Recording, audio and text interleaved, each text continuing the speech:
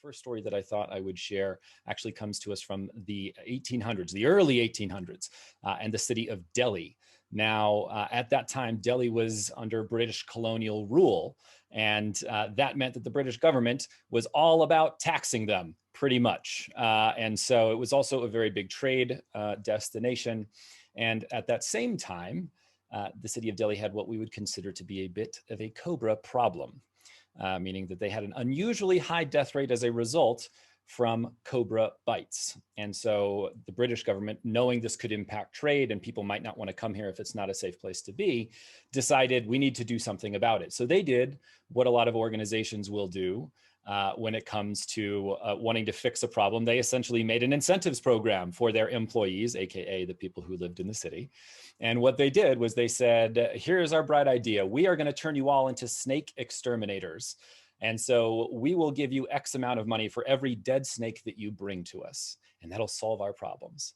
And after what I'm certain was a really high spike in the amount of deaths from Cobra bites, because now we had a bunch of just people who didn't know what they were doing, chasing after these deadly venomous snakes so that they could get paid for them. Actually, they did start to see some results, and soon the death rate started to drop a little bit, and the program seemed to be working. But there came a point when actually it went back up. And suddenly we didn't have any more this low death rate, but we started creeping back up where we were. And the British government said, well, this doesn't make any sense. We're paying out more than we've ever paid before.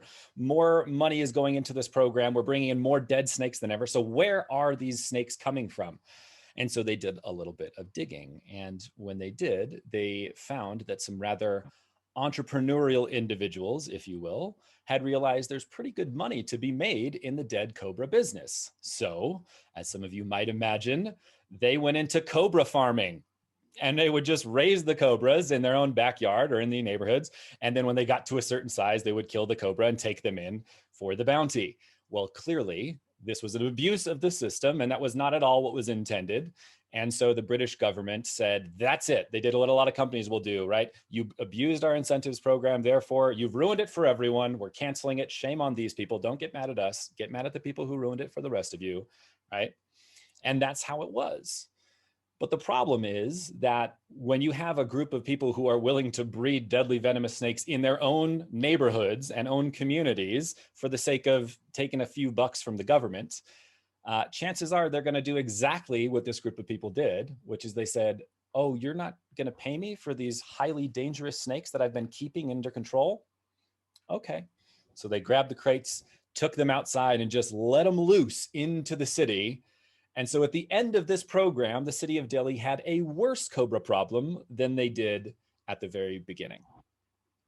The reason I like this story and the reason I share it with our group here is that there is a phrase in today's knowledge economy, that big data, that what gets measured gets done.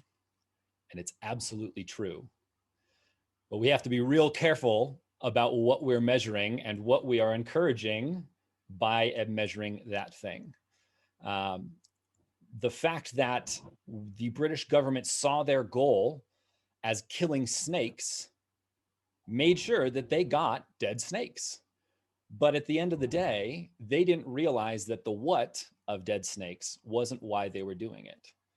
The reason they really wanted to get those snakes out of there was to create safer communities. And if that had been their why at the beginning, if they said, we want to create a safer community, so sure, maybe dead snake patrol is going to be one of those things, but maybe we also set up a program where younger people walk the elderly or at risk at home from, to and from work, so that they can be safe and feel safe in those dangerous areas of town.